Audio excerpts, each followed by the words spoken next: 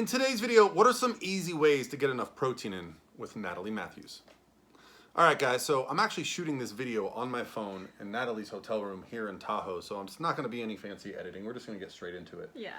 So Natalie and I just got done working out, and we're here at Tahoe because she is a pro bikini competitor. So I get questions all the time about hitting protein. And if you don't know, Natalie is a vegan. So there are some clever ways you can get protein as a vegan, and I think that's one of the kind of misconceptions, because I get a lot of questions because of Natalie about how I set up her macros differently. I actually don't treat Natalie any differently than I would my other athletes. We talk about her macros, her ratios, but let's talk about, so I'll explain some of my favorite protein sources because you'll laugh, but I think you know this. I actually use vegan protein powder. Nice. Core Nutritionals, because of me, came out with a vegan protein powder. Just want to take a little credit. But that was because I was having so many digestion issues with whey, and I think that was some of your history, correct? Yeah.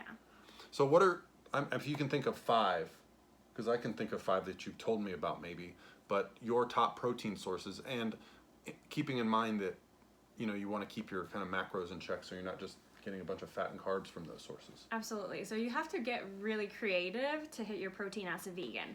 But once you find those creative ways that work for you, then you can have a lot of fun with it. So I personally love seitan. I make my own seitan. Seitan is the protein found in the wheat berry. So you can make like mock meats from it. You can make mug cakes. You can add it to your oatmeal. You can make protein bread. Seitan, like Satan. Like Satan. Yeah. But it's really awesome because it's very low in carb, very high in protein. I think it has 1 gram of fat. So a big misconception on a vegan diet is like, oh, I can't hit any of these macros because vegan proteins have a lot of carbs. Not true. What are some of the common protein sources that would have a lot of carbs? I would say tempeh because it's a fermented soybean. So you're getting the whole soybean. It's a great alternative. It has fiber. So it's a perfect alternative when your macros are a little bit higher and you have more wiggle room.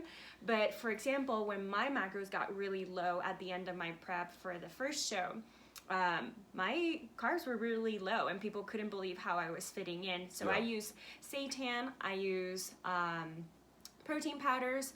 I use lupini beans, which are amazing. If you buy the brand Brahmi, it actually comes in a pickle form and it has a lot of protein, very low carb, very low fat. And I love mixing that with seitan, and you know, you get a little bit of variety. Tofu has only 1 to 2 grams of carbs. It has a little bit more fat, so whenever I add tofu, I just don't have that extra peanut butter, you know? So you have to play around with your macros and kind of structure your day. Planning is key. So what I like to do is I plan out my protein before anything throughout the day. When coach gives me the macros, I make it fit. And just to give you an idea where her macros are, we're starting her reverse now. Her competition season technically is at an end, but we're gonna reverse and stay lean so we can focus on some shows coming up. Yeah. But I think we're starting around 120 protein, 250 carb, and 70 fat. And that's pretty high, but considering, you know, she's 105 pounds right now.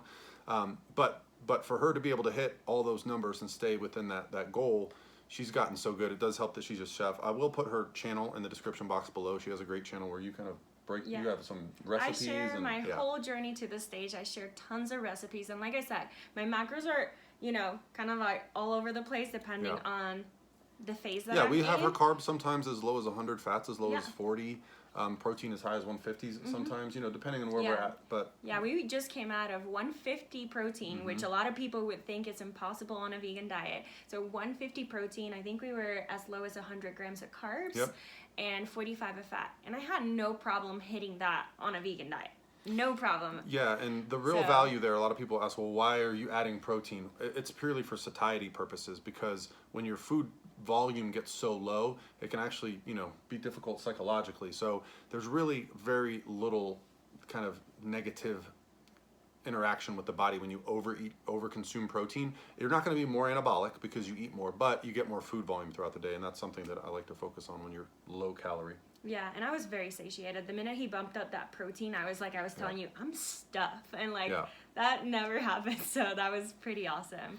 Yeah, so I mean, for me personally, you know, I always stick to, close your ears, to lean meats. You know, I'll cook in advance. I'll use lean steaks, chickens. Even when I travel, I'll do beef jerkies and deli meats. I think it's probably a lot easier for someone consuming animal proteins to get leaner sources. at least in my mind. But you know, before you, I'd never heard of lupini beans. I'd never heard of tofu.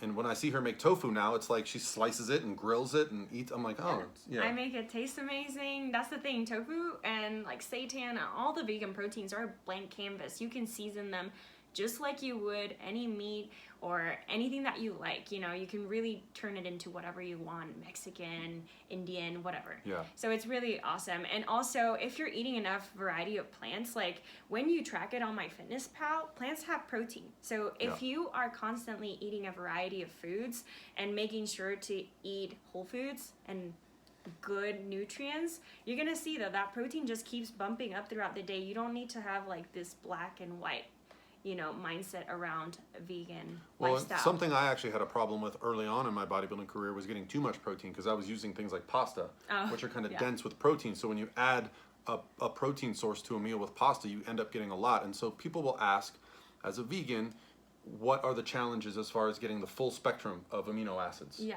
So you just have to hit a variety. Like plants have all the amino acids that you need. You just have to eat a variety. Don't stick with 3 foods. That's how you create nutrient deficiencies.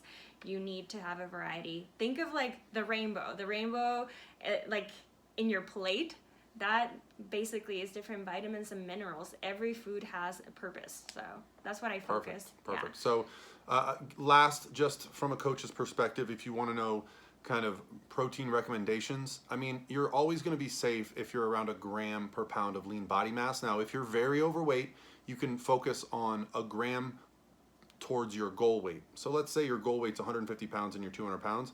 If you hit 150 grams of protein a day, that is going to be plenty for you to recover, build muscle, a lot of food volume there. You know, technically I'd say it's about 0.8 grams per pound of lean body mass is what you need to build muscle. That's the scientific literature, but I think us as bodybuilders, we always tend to kind of overconsume the protein. Yeah.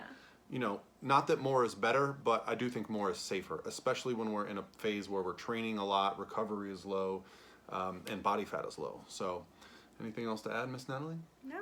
If you want recipes, more on the vegan lifestyle, my journey to the stage as an IFBB pro, go follow me, Natalie Matthews, on YouTube, and Fit Vegan Chef on Instagram. And you can just go to her website, and she's also the Pro Physique team posing coach. You can go to fitveganchef.com and schedule posing with her there. Absolutely. So awesome, guys. Well, thank you. Happy Monday, and we'll talk to you soon. Bye.